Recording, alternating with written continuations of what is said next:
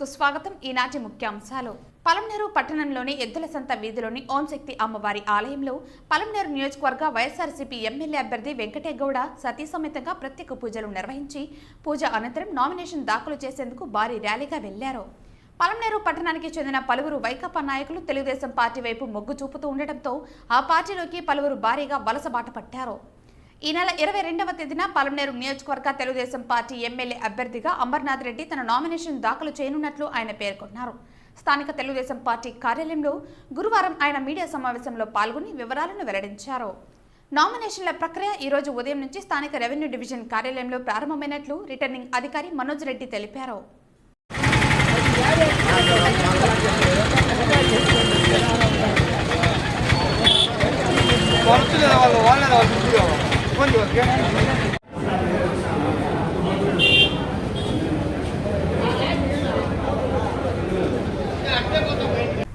మంత్రి పెద్దిరెడ్డి రామచంద్రారెడ్డి సారథ్యంలో గణేష్ యాదవ్ ని వైఎస్ కాంగ్రెస్ పార్టీలోకి కండువా కప్పి సాదరంగా ఆహ్వానించడం జరిగింది.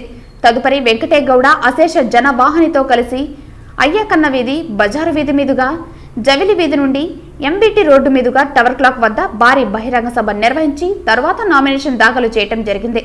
మంత్రి పెద్దిరెడ్డి రామచంద్రారెడ్డి మాట్లాడుతూ పలమనేరు నియోజకవర్గాన్ని అభివృద్ధి పదంలో నడపాలంటే వెంకటేగౌడ సఫలీకృతమైనందున సీఎం జగన్ వెంకటేగౌడకి రెండవసారి పలమనేరు అసెంబ్లీ ఎమ్మెల్యే అభ్యర్థిగా అవకాశం కల్పించినట్టు తెలిపారు. కావున మీరందరూ ఆశీర్వదించి భారీ మెజారిటీతో గెలిపించవలసిందిగా కోరుతున్నామన్నారు. పలమనేరు నియోజకవర్గ వైఎస్ఆర్సీపీ అభ్యర్థి వెంకటేగౌడ మాట్లాడుతూ మీ ఆశీర్వాదంతో నేడు పలమనేరు నియోజకవర్గ వైఎస్ఆర్సీపీ అభ్యర్థిగా నామినేషన్ దాఖలు చేయడం జరిగిందని, మీరే నా బలం, మీరే నా బలగం, అందుకే మీ ఆశయాలకు ఆకాంక్షలకు అనుగుణంగా ఈ ఎన్నికల బరిలో నిలుస్తున్నానని అన్నారు.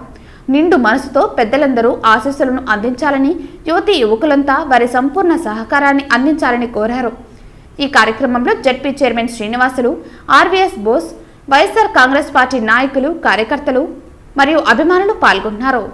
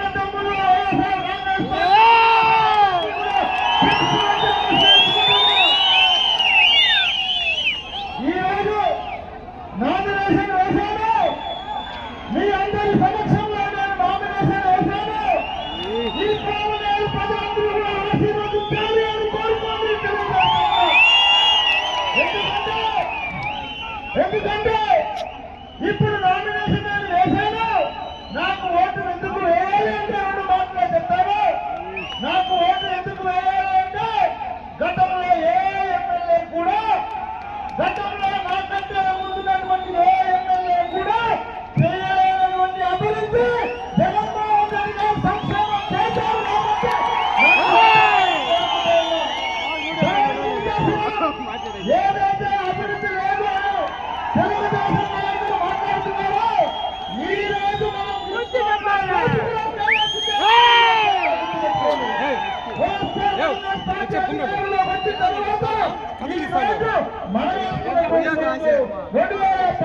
ముందు ఇది గుర్తం లేదు గుర్తుపెట్టుకొని తెలియజేస్తా ఉన్నా. మరియు ముఖ్యంగా ఈ పట్టణంలో ఎంతో మంది కొమ్ములు తిరిగి 40 సంవత్సరాల అనుభవం ఉండే రాజకీయ నాయకులు ఉన్నారు. ఈ ప్రభుత్వ ఆసుపత్రి ఎలా ఉందో తెలిసిన ఈ రోజు మన ప్రభుత్వం అధికారంలోకి వచ్చిన తర్వాత మీరందరూ కూడా ప్రతి గడపలో చెప్పండి, మన ప్రభుత్వం అధికారంలోకి వచ్చిన తర్వాత మీరు నాకు 2019లో ఓటు వేసిన దానికి ఈ రోజు పలమనేరులో 100 పడకల ఆసుపత్రి పూర్తి వసతితో కట్టించామని. అదేవిధంగా మరీ ముఖ్యంగా మీరందరూ గుర్తుపెట్టుకోవాల్సింది ఒకటే, బడులు మన ప్రాంతాల్లో మన గ్రామాల్లో బడులు ఉండేవి. ఎండకి ఎండే వాళ్ళకు తగ్గే రూములు ఉండేవి. మెట్టడి ఎండలో పిల్లలు చెప్పులు లేకుండా స్కూల్ పోయే వాళ్ళు గుర్తుందా మీకు తెలియజేస్తా ఉన్నా. స్కూల్ పోతారు పిల్లలు గుర్తుందా ఈ రోజు 2019లో మీరు నాకు ఓటేసినట్టు గెలిపించడానికి ఈ రాష్ట్రానికి ముఖ్యమంత్రి జగన్మోహన్ రెడ్డి అయిన వలన ఈ రోజు మీ బిడ్డలు నాడు నేడు అనే కార్యక్రమం ద్వారా ప్రతి బిడ్డకు మంచి స్కూల్లో మంచి భోజనం, మంచి యూనిఫామ్, మంచి పుస్తకాలు ఇచ్చారు జగన్మోహన్ రెడ్డి గారు గుర్తుపెట్టుకోండి. అదేవిధంగా మీకందరికీ తెలుసు ఈ పలమనేరు నియోజకవర్గంలో 2019 ముందు ఎన్నో గ్రామాలకు రోడ్లు లేవు గుర్తుపెట్టుకోండి. అవన్నీ కూడా 2019లో మీరు ఓటు వేశారు కాబట్టి ఆ రోడ్లని నేను వేయగలిగానని తెలియజేస్తున్నా.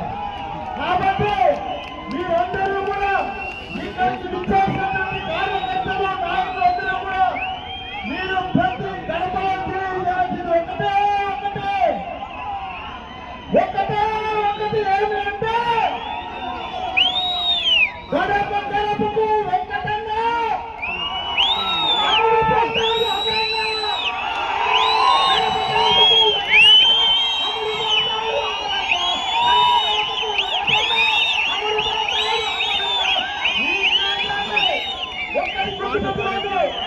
ఈ రోజు ప్రణామాలు పెట్టి ₹1 ఖర్చు పెట్టి ఎన్నికలు చేయాలనుకుంటూ ఉన్నాడు మాజీ. ఆ మాజీని శాశ్వతంగా మాజీ చేయడానికి నేను సిద్ధంగా ఉన్నా.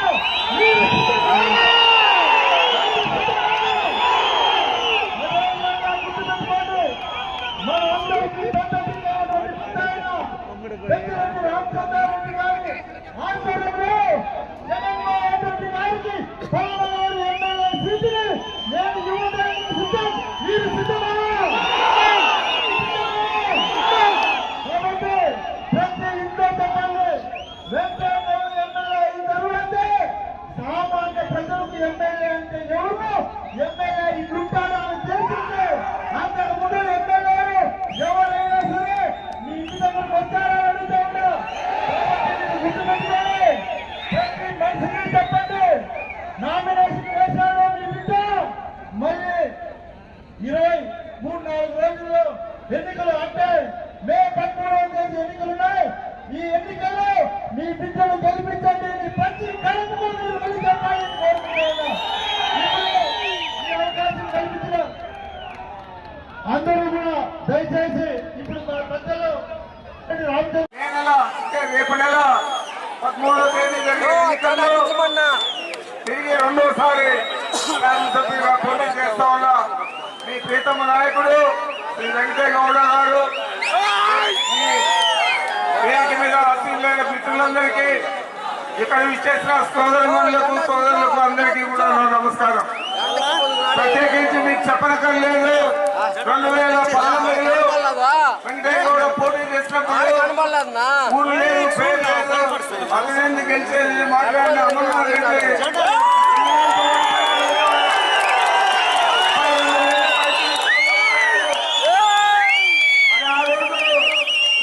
అభివృద్ధి కార్యక్రమాలు కానీ సంక్షేమ పథకాలు కానీ మనం ప్రజలకు అందించలేదు.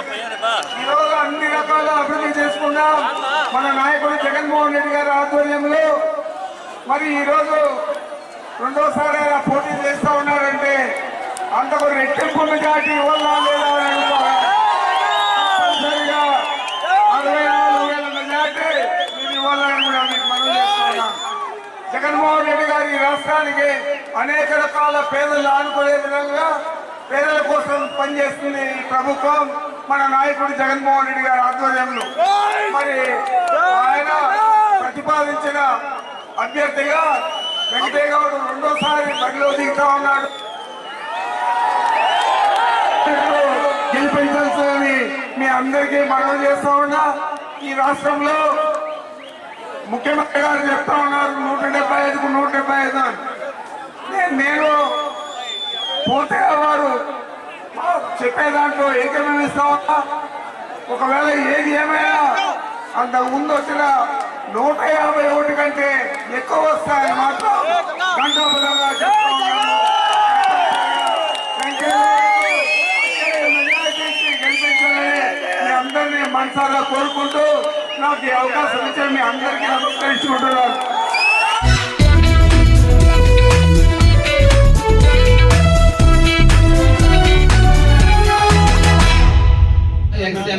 పనిచేసిన రంగయ్య నాయుడు గారిని ఆ మేరకు గురువారం పట్టణంలోని 22వ వార్డు కౌన్సిలర్ అభ్యర్థి మరియు మాజీ వార్డు మెంబర్ సుధాకర్, 15వ వార్డు వైకాపా ఇన్ఛార్జ్ మరియు సత్యగంగమ్మ గుడి వైస్ చైర్మన్ చంద్రశేఖర్, సీనియర్ నాయకులు కృష్ణమూర్తులతో పాటు టెంపో ఓనర్స్ అసోసియేషన్ అధ్యక్షులు రెడ్డప్ప, పట్టినాయుడులతో పాటు వారి అనుచరులు తెలుగుదేశం పార్టీ తీర్థం పుచ్చుకున్నారు.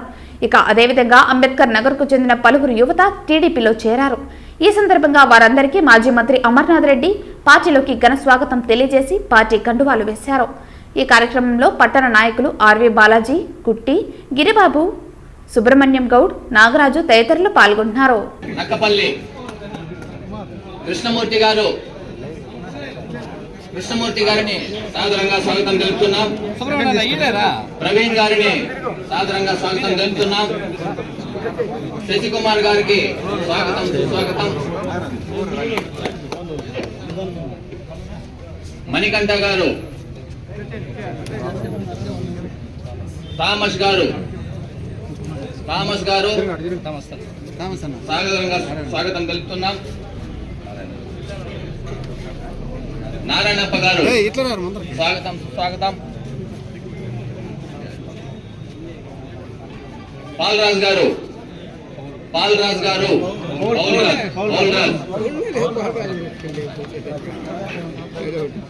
రాజు గారు,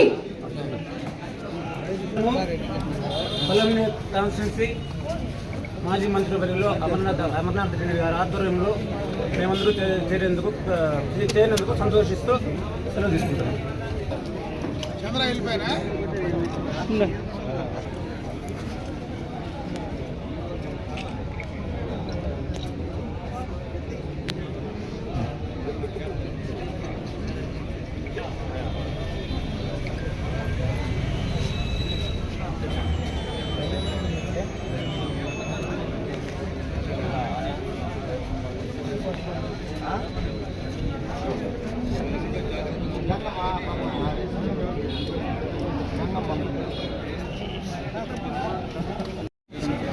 పెద్దలందరికీ నా నమస్కారములు.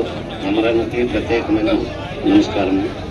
ఈరోజు మేము తెలుగుదేశం పార్టీ గెలుపునకు శాయశక్తుల కృషి చేస్తామని, మనస్ఫూర్తిగా నిరంతరము పనిచేస్తామని వ్యక్తి ఈ పార్టీలో చేరుతున్నాం. తెలుగుదేశంలో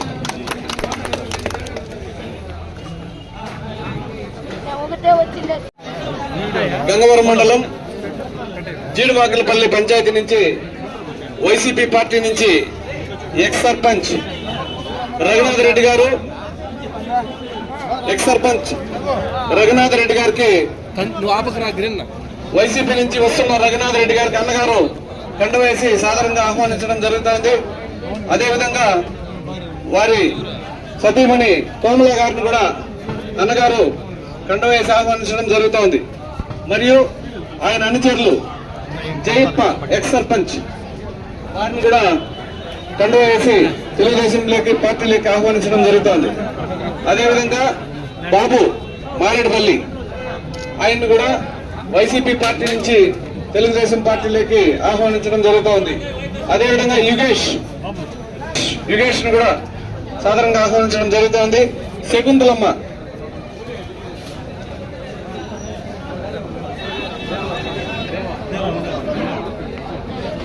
దేవా వీరిని ఈరోజు మన ప్రీతమ నాయకులు అమరన్న గారి సార్ మేము పనిచేస్తామని ఈరోజు వైఎస్ఆర్సీపీ పార్టీ నుంచి తెలుగుదేశం పార్టీలోకి వచ్చిన రఘునాథ్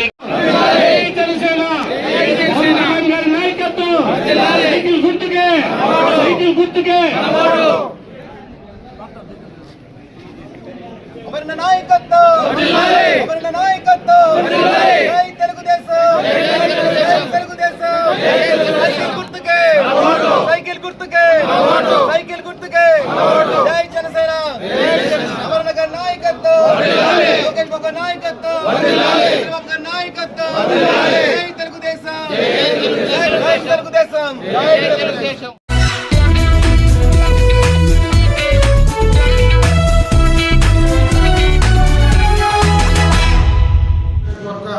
ఓటర్ మహాశయులందరికీ నమస్కారం. స్థానిక తెలుగుదేశం పార్టీ కార్యాలయంలో గురువారం ఆయన మీడియా సమావేశంలో పాల్గొని వివరాలను వెల్లడించారు. 22వ తారీఖు ఉదయం 10 గంటలకు స్థానిక ఓంశక్తి ఆలయం వద్ద పూజలు నిర్వహించి ర్యాలీ చేపట్టడం జరుగుతుందన్నారు. ఓంశక్తి ఆలయం వద్ద నుంచి అయ్యాకన్న వీధి, బజార్ వీధి, జవిలి వీధి మీదుగా ర్యాలీ నిర్వహించి స్థానిక వివి మహల్ వద్ద కార్యక్రమాన్ని ఉద్దేశించి ప్రసంగించనున్నట్లు ఆయన తెలియజేశారు. కాబట్టి ఈ కార్యక్రమానికి ప్రజలు, కార్మికులు, కర్షకులు, రైతులు, యువత, మహిళలు, అదేవిధంగా తెలుగుదేశం పార్టీ అభిమానులు, నాయకులు, కార్యకర్తలతో పాటు జనసేన, బీజేపీ నాయకులు, కార్యకర్తలు విచ్చేసి కార్యక్రమాన్ని విజయవంతం చేయాలని ఆయన కోరారు. ఓటర్ మహాశయులందరికీ నమస్కారం. ఈ నెల 22వ తేదీ అనగా సోమవారం ఉదయం 10 గంటల నుంచి నేను ఈ నియోజకవర్గ ఉమ్మడి అభ్యర్థిగా తెలుగుదేశం పార్టీ గుర్తు సైకిల్ గుర్తు పైన పోటీ చేయడం జరుగుతోంది. దానికి సంబంధించినటువంటి నామినేషను ఆ రోజు వేయడం జరుగుతుంది. కాబట్టి అందరూ కూడా ఆ కార్యక్రమానికి వచ్చి 10 గంటలకు వచ్చి నన్ను ఆశీర్వదించమని చెప్పి నేను మనస్ఫూర్తిగా ఈ నియోజకవర్గ ఓటర్ మహాశయులందరినీ కూడా నా నమస్కారాలు తెలియజేసుకుంటూ సెలవు తీసుకుంటాను.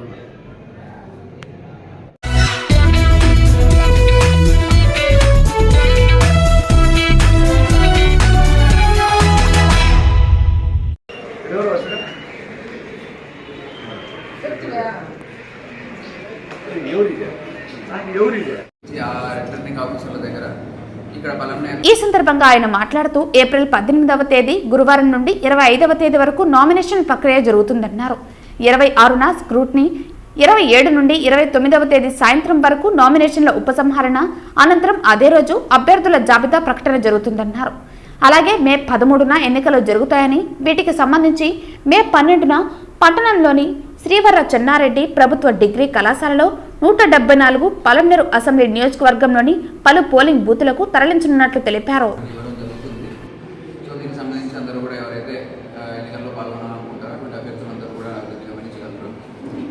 అదేవిధంగా ఆ తర్వాత 25వ తేదీ సాయంకాలం 3 గంటలకు అయిపోయిన తర్వాత 26వ తేదీ ఉదయం 11 గంటల నుండి ఆ నామినేషన్ యొక్క స్క్రూటినీ జరుగుతుంది. అంటే ఆ అభ్యర్థులు దీనికి ఎలిజిబుల్లా కాదా, వాళ్ళు ఇచ్చిన నామినేషన్ పత్రాలు అనేవి సరిగ్గా ఉన్నాయా లేదా చూసి వాళ్ళ యొక్క అభ్యర్థులను ప్రకటించడం జరుగుతుంది. అది అయిపోయిన తర్వాత 29వ తేదీ 3 గంటల వరకు సమయం ఉంటుంది విత్డ్రా చేసుకోవడానికి. ఎవరైనా కానీ ఒక క్యాండిడేట్ వేసిన నామినేషన్ని కానీ దాన్ని విత్డ్రా చేసుకోవడానికి 3 గంటల వరకు సమయం ఉంటుంది.